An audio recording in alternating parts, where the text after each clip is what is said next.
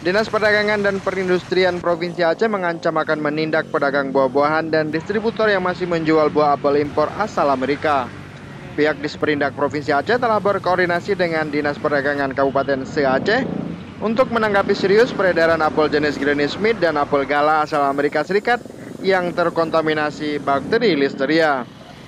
Kepala Dinas Perindustrian dan Perdagangan Aceh Safwan menyebutkan pihaknya akan merazia ke seluruh pedagang buah-buahan yang masih menjual kedua jenis apel itu.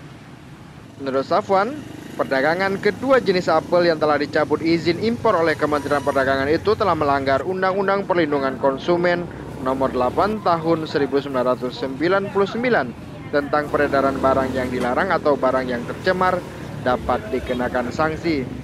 Untuk itu, dia juga meminta kepada masyarakat untuk mengawal peredaran dua jenis apel itu. Kepada distributor juga diminta tidak lagi memasukkan buah apel impor ke Aceh.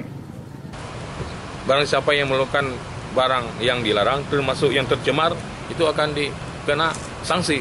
Ini kita harus kita berlakukan. Maka saya himbau kepada masyarakat juga supaya dapat mengawal dua jenis apel ini. Dan kita himbau juga kepada distributor janganlah lagi memasukkan apel yang telah dilarang tersebut. Ini kami akan bertindak. Sementara itu, meski telah adanya himbauan larangan menjual apel impor asal Amerika Serikat jenis Granny Smith dan Gala, sejumlah pedagang buah-buahan masih tetap menjual apel ini. Dari Banda Aceh, Fadil Batubara melaporkan untuk Aceh Video.